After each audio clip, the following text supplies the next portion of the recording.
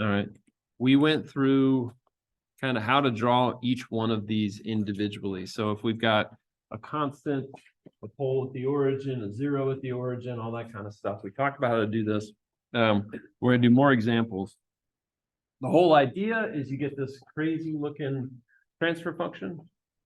And if I take if I want to look at the magnitude of it versus frequency, what I do is I go ahead and convert everything into the omega domain. So I substitute in S equals J omega. Then I take the log of this thing. What happens if I take the log of a bunch of products like this? I get sums, right? And so what we said basically is I can look at each one of these pieces individually, and I can add them up. That gets a little bit confusing, and basically the bottom line for this is on a log scale, if I know how to plot one single pole or one single zero, I can add the effects of each individual pole or zero. All right, so what happens when I have a pole? What happens to the magnitude if I have a pole? Yeah, so for frequencies lower than the pole, on the left side of the pole, what happens? The magnitude's constant at 0 decibels. And then afterwards, once I hit the pole, so to the right of the pole on the frequency axis, what happens? The magnitude drops. And what's the slope?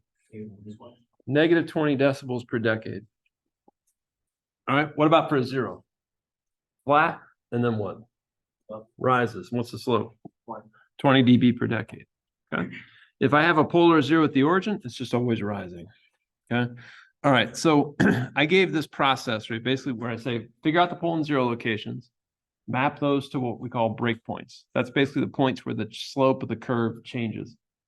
And then I place the transfer function in the correct form, generate a plot for each individual pole and zero. Then moving left to right, add the poles from step 3 to get the correct magnitude plot or the complete magnitude plot. And then shift everything up or down based on that K value. Now, that step 4 is the one that's a little bit confusing. I think that's where it gets tricky. This was the example we did Friday in recitation. So I did it in multiple colors. All right. The way that I actually do these is not necessarily the way I describe it. All right. The way I do it is the way I described it here, which is to say I write out what the breakpoints are. So in this example, we have breakpoints. So I write the omega p breakpoints and the omega z breakpoints. The omega p's are basically where I got poles. So in this case, I got poles at 0 and pole at 2000, and a 0 at 0.1 and a 0 at 100. And what I do is what I wrote here is I start at the left of the first breakpoint, and I get the slope set properly to the left of the first breakpoint. And then I move to the right, and I change the slope appropriately at each breakpoint. All right, so if we look at the example that I've got here, where's the first breakpoint? 0. Where is that on my scale? Well, it's as far to the left as I can possibly get.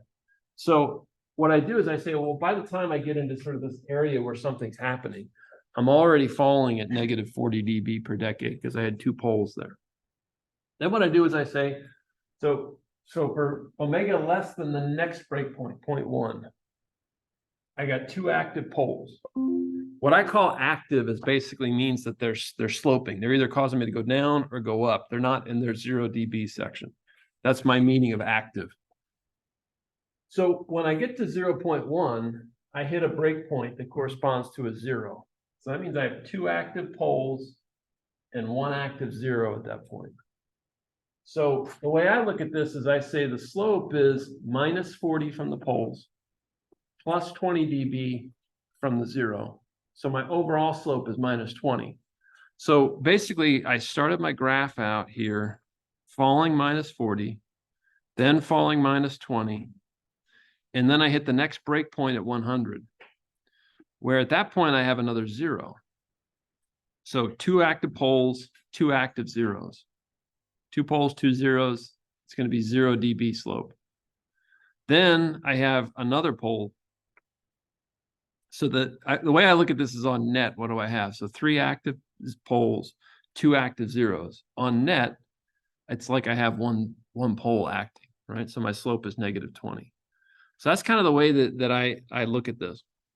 So this is what I've done here basically is I've I've got each individual component graphed, and then the purple is the complete graph. All right. So we're going to use that approach a little bit in my examples here today. I'm going to try to do this in multiple colors again. All right. So let's say we got this guy. 100 times that whole thing. Okay. Now, is this in my standard form? It is. I didn't want to mess with algebra today. So that, yeah, this is in my standard form. Okay. All right. So step one, get the pole and zero locations. How do I do that? What marks a pole? What happens at a pole? When the denominator is 0. So in this case, where would the denominator be 0 for this guy? Yeah, negative. So yes, it would be s equal to negative 1,000 if I solved that. So in other words, I would say s over 1,000 plus 1 equals 0. So negative 1,000. How about my zeros? Where are those? That's where the numerator is equal to 0. So what 2 points would the numerators be equal to 0 here? Negative 100 and negative 1 over 100, which is negative 0.01. Okay. All right. And then I mark those with X's and O's over here. So what I have, I'd have an O here for negative 0.01. And then I would have way out here, I guess, negative 1,000 and negative 100. It should probably be drawn on a logarithmic scale as well to be able to make that make sense. Okay. Basically, I've got 2 zeros, 1 pole. Okay. All right. So the second step is for me to figure out what my breakpoints are. So what we said is we got poles at negative 1,000, zeros at negative 100, and negative 10 to the minus 2. So what are the breakpoints that I get?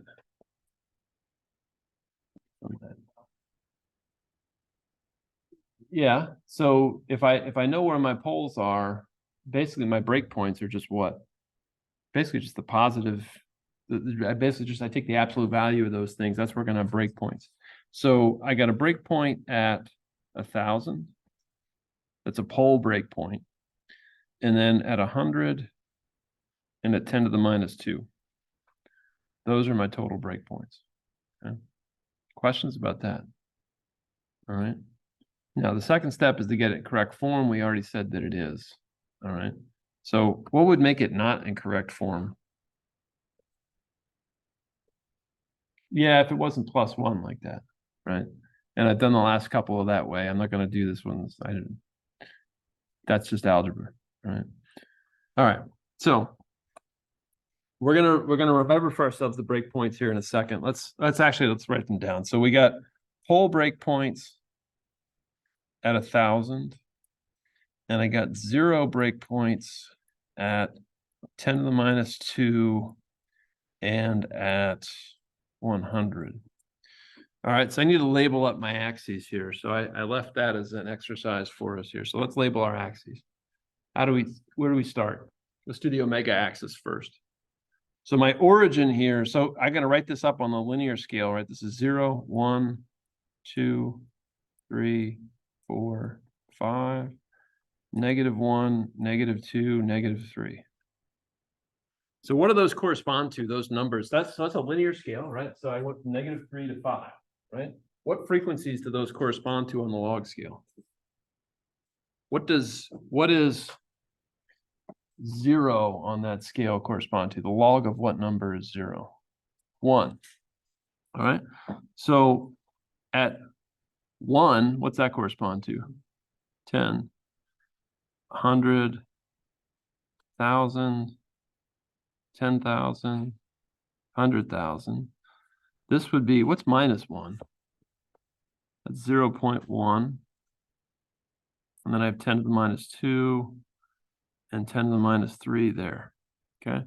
Now, what about as I go up and down? Well, again, this would be 1, 2, 3, 4, and this would be -1, -2, -3, -4, -5. What do those correspond to? 20 times, yeah, the log of whatever number. So this would be 20 decibels. This would be 40. So basically 20 times the log of 10, 20 times the log of 100, 20 times the log of 1,000, right? So these guys become like that. Okay. All right. So I want to do each individual pole in 0. So let's do the poles first, because I wrote those down first. Omega p equals 1,000. So what would I do for that guy? Omega p equal to 1,000. He's flat at 0 dB until where? 1,000, right? So I'm going to do him in black. He's flat. I get to 1,000, and then he falls at 20 dB per decade, right? All right. So this guy is my pole at omega equal to 1,000. Yeah. All right. What about the zeros? Moving left to right, which 0 happens first? The one at 10 to the -2. So what do I have when I have a 0? What do I do with the 0? Magnitude goes up. What's the rate at which it goes up? What's the slope that it goes up at? What starts at it goes up at 20 dB per decade, and where does it go up? Where does it start to rise? Yeah, 0.01. So where is 0.01 on my scale here? Yeah, so it's at the -2 on this scale. So let's do that guy in red. So here I start to rise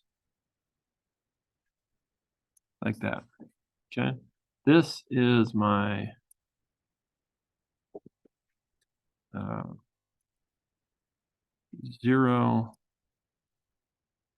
at omega equal to 10 to the -2. Okay.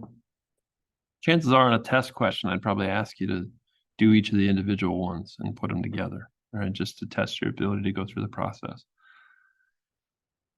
What about for the other one? Omega z equal to 100. Where does that guy go? Make that one purple. Omega z equal to 100. Where does that go? Starts rising at 100, right? So he's going to be flat. And he's going to rise at 20 dB per decade. All right, so this guy is my 0 at omega equal to 100. Okay, all right, that's the process. So the way that, again, that I said that I do this in my 4th step is I basically say, what are my breakpoints? And I start to the left of the first breakpoint and begin to move from there. So what I'm going to try to do, if I was clever enough, I think I was. I'm going to try to delete this.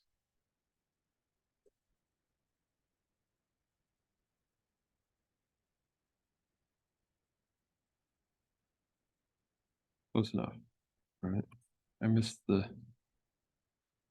No. Oh, crap. I missed that guy too.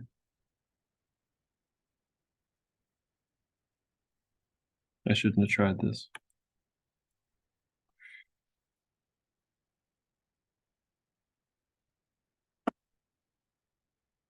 All right. And then there was a pole. Oh, boy. Shouldn't have tried that. Yeah. I can't do that in real time. All right.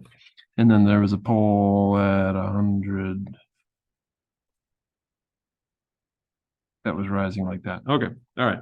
What I want to do is I want to do the total graph here. All right. Now we've said for ourselves that I have breakpoints, a pole breakpoint at 1,000, and I have 0 breakpoints at 10 to the -2, and at 100. Okay. So basically the way that I look at this is I start to the left of the first breakpoint. What's the first breakpoint that I come across? Yeah, 10 to the negative 2. At that point, I set the right slope. So if I added all those things together to the left of 10 to the minus 2, what's the slope? 1. To the left of 10 to the minus 2. 0. All right. So what I do is I start out before any poles or zeros become active. All right. In this case, that's down here. All right. So that would be so I start out for omega less than 10 to the minus 2. The number of active poles and zeros is 0. So my slope is 0. Okay. So I'm going to start out, I'm going to do it in green. Okay. So basically up till here, everything is flat at 0 dB. Okay. All right. Then from 10 to the minus 2 to where? Where's my next breakpoint? What's that? Where's my next one? 100. Okay. 10 squared. All right. Now, at that point, how many in that range from 10 to the minus 2 to 10 squared, how many active poles and zeros do I have? How many? 1. And it's a 0, right? Which means my slope overall, I got 1, 0, 0 poles. So my slope is plus 20. Right? So I'm going to follow this red line up. For my total graph, I'm going to follow the red line up until I get to 100. So I'm going to stop making my line there because I got a break point. Break point means something's going to shift. All right. So in this case, at 100, I got another break point. And what is that break point? Boy, I didn't think about my graph. This is dangerous, but I'm going to try it.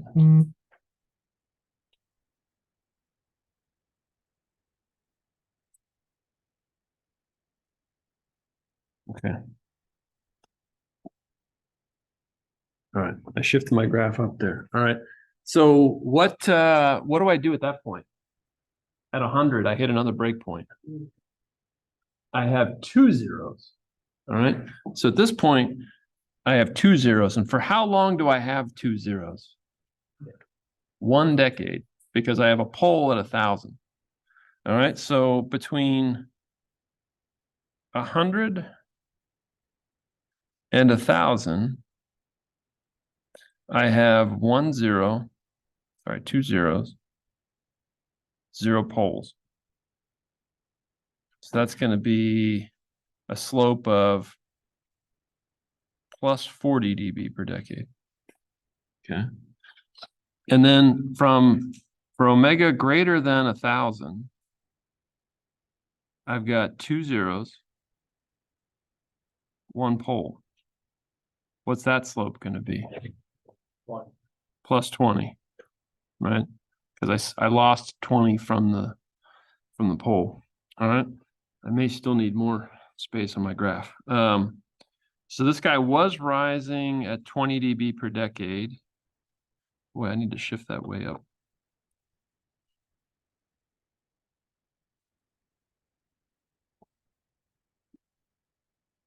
There you go. Can you give us the plot of this, John? Possibly. Yeah. I probably will give you a plot to draw. All right. So what do I do then? So between 100 and 1,000. So here's 100. That's where I stopped. Between 100 and 1,000, I'm saying the slope is plus 40 dB per decade. So that means I should draw it up to here, right? So it would go like that. The slope was plus 20, and then it shifts to plus 40. Okay. What's going to happen there? I go back to 20, right? So then I shift back to 20 dB per decade. So it looks like that. Now let me clean that guy up. Okay. So he was plus 40 for 1 decade, and then he shifts in this range to plus 20. Okay. Now, am I done?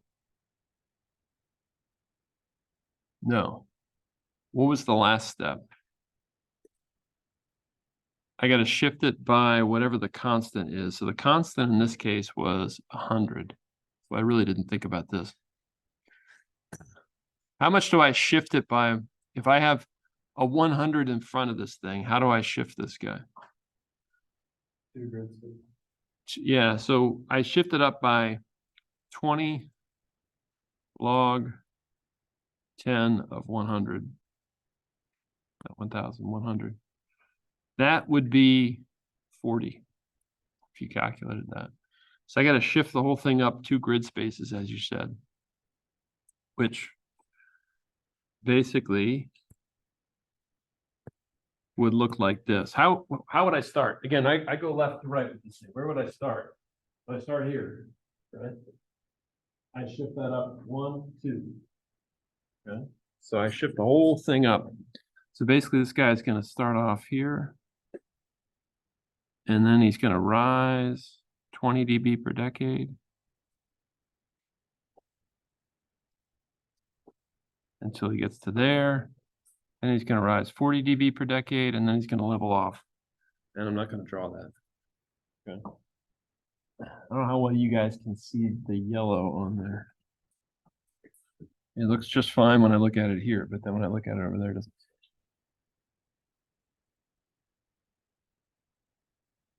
All right. So basically what I have is it's as if I've taken this whole graph here and just moved it up. Basically two grid spaces vertically. Okay. All right. Questions about that process? All right. This is the kind of thing that, like, it seems goofy at first, but then once you kind of get used to it, it actually becomes fairly straightforward. All right. Let's do another example. All right. I got this guy, 50s over S over 1,000 plus 1. Okay. All right. So how do I approach this? First step, I want to get the pole and 0 locations. So how do I get the pole and 0 locations for this? Where do I have poles? Negative what? Negative 1,000. Yep. Negative 1,000. Where do I have zeros? 0. Okay. All right, so there's a 0 here and a pole there. Now in problem 2, I think it is on the homework, I give you a pole 0 plot like this. And so from the pole 0 plot, I ask you to construct what the transfer function is. Now, the thing is probably tricky about that particular problem is you can't look at this graph and figure out what the constant is. So I tell you that whenever there was a DC current of a particular value, here the voltage was whatever. From there, once you get the transfer function, if you just have it as K times whatever, S times whatever tau Z1 plus 1, whatever, you know what frequency DC is. So you should be able to solve it from there. All right. So I'm not going to say anything more about that, but you have all the information you need to figure out the K. The pole 0 diagram tells you what the basic transfer function is of S. And then the other information I gave you in the problem tells you how to figure out the K value. Okay. All right. Just a hint on that. All right. Questions about this? How I got that? All right. Well, also I include in my step 1, I guess it's step 1A. I say, okay, well, I want to go from those pole and 0 locations to my breakpoints. All right. So I said I got a pole at negative 1,000 and a 0 at 0. So where am I going to have breakpoints? 1,000 and 0. All right. So I always make those positive. Okay. And there's, it just seems like there's a very logical reason why I'm doing that mathematically. All right, and I'm just not going too much into the details of that, but those are the locations I have for my breakpoints. The next step is to get this transfer function in the correct form. All right, which again, I didn't want to do the algebra, so it's already in the correct form, right? So what do I do? All right, let's remember for ourselves, we got a breakpoint for a pole at 1,000 and a breakpoint for a 0 at 0. All right, now again, I should probably label up the axes, right? So I think I got better choices this time for where I place my graph. How do I label up the axes here?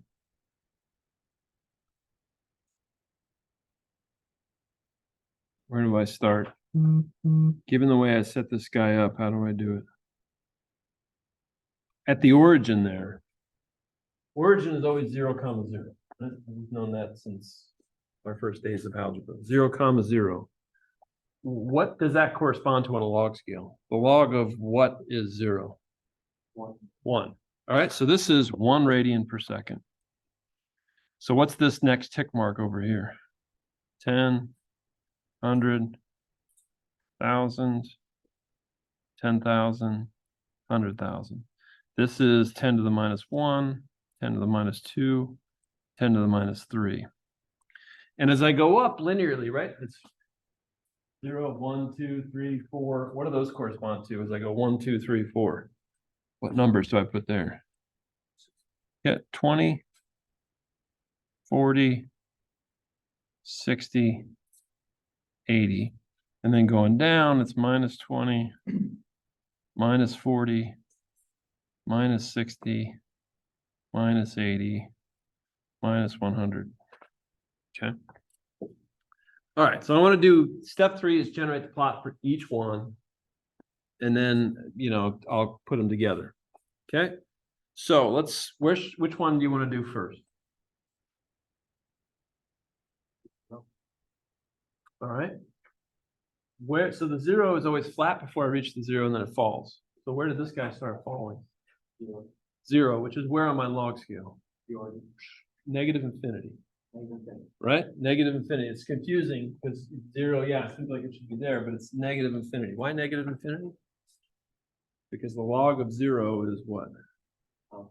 Negative infinity. So it's way off. So by the time I cross through here, for this particular one, we said these are special cases. Whenever I have a 0 or a pole at 0, they started falling on the log scale at negative infinity. And what I'm plotting always is 20 log 10 of omega. That's basically like plotting 20x on the logarithmic scale, right? Because my x that I'm plotting here, this x axis is a logarithmic scale. So I'm on a log omega scale anyway. So it's like I'm looking at a line. So how do I draw that guy individually? Where does he come? Where does he start and end? Yeah, he's just always rising. And he goes through the origin on the log scale, right? This is what's confusing. It's not the origin on the regular frequency scale, but it is the origin on my logarithmic scale. So it looks like that. Okay. This is the 0 at omega equal to 0. All right. Rising at 20 dB per decade. Now, what about the pole? What would he do? Fall, but fall where? Down. He'd fall down, and he'd fall down at what frequency? Beginning where? Beginning at 1,000. Beginning at 1,000. Yeah, perfect. Right. So he's going to be flat at until I get to 1,000, which is there. And then he's going to fall off like that. All right. So what I'd look at is the summation of those two. All right. So this is the pole at omega equal to 1,000. All right. So how do I begin that process? What do I do here? And what I said was at the very beginning of class today, the way that I tend to think about these things, that step 4, I add them all together. The way that I do it is I just basically figure out where are my breakpoints, start to the left of the first breakpoint, and then at the breakpoint, I just change the slopes. Okay, based on the number of poles and zeros that I'm hitting. So in this case, let's go back to it. All right. So in this case, I've got 1 pole, 1 0. Where's the first breakpoint? At 0. So I can't start to the left of 0. On a log scale, there is nothing to the left of 0 because where is that on a log scale? Negative infinity, right? So it's not there. Okay, so how do I approach this guy? Well, I basically start at 0. And I start out saying, okay, so let me write in here is 10 to the minus 3, 10 to the minus 2, 10 to the minus 1, 1, 10, 100, 1,000, 10,000, 100,000. I got a breakpoint at 0 and a breakpoint at 1,000. So how do I start this graph off then? I go to the left of the first breakpoint. I can't do that. But by the time I get to sort of this area of the graph, what's the summation looking like? The first breakpoint that I deal with in my mind is this breakpoint, right? So what am I drawing here up until I get to that point? It's, yeah, basically 0 plus whatever the 0 is doing, right? The pole is contributing 0 dB up until that particular point, right? So I'm basically just looking at this guy. That's the sum of both of them up to that point. So the way that I do this is I say, all right, up to 1,000, I'm getting a graph that looks like this. Up to 1,000. All right, so for omega less than 1,000, the number of active poles and zeros is 1, 0. My slope is plus 20 dB per decade. Right, when I say active, what I mean is it's everything else in the problem is contributing 0 dB, right? Everything else is flat at that point. Okay, what happens there when I get to omega equal to 1,000? So for omega greater than 1,000, what do I have for that? How many poles and zeros do I have active once I get above that? 1 pole, 1 0. So what's the net slope? 0, right? So 1 pole, 1 0. The net is 0 dB per decade, and it flattens off. Okay, like that. Now, am I done? So I got to do the shift here. So in front of this thing, I got a 50. So how much do I shift it by? 20 log of 50, right? So maybe this graph's in a bad spot. 20 log 10 of 50. If I calculate that, that works out to be about 33 dB. Something like that. Okay. So what do I got to do? I got to take everything on the previous graph and I got to shift it up by 33 dB. All right. How much is that going to be? Well,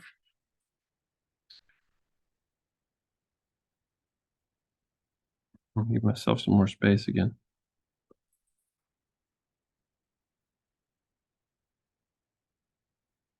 Okay. There's my graph. How much would I need to shift that guy up by? Well, I got to shift it up by 33 dB. So let's just label up these axes here. This is 20, 40. Remember, each of these is 20, right?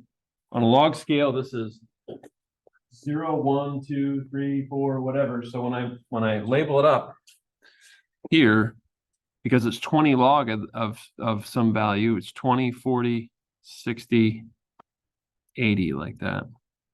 Okay. All right. So according to this, I was supposed to be shifting everything up 33 dB. So how much do I shift this up by? Yeah, so basically it would be about the third. So this is a little tricky to think through. So given the way this guy is set up, let me extend this up. Move that up there. Okay. If I look at this, this is linear. So here's 60 right here. If I shifted it up to 80, how much have I shifted it up by? 20. Where would 33 be? Well, it'd be right around the middle, right? It'd be halfway between whatever 80 and 100. Right? So I'd be moving it basically from 60 to 93. Right? So this is 100 right here. So let me do, I guess I can do black on this one. Okay. So basically it should be at about 93. So it'd be about right there. Right. And then it would fall down. It's like I took the whole red graph and shifted it up by 33. So the way that I'm going to do this is I'm going to say he's going to be falling basically to, if he's every decade, he's falling at the same slope. So I'm just basically taking it back to the midpoint, sort of between each one of these here.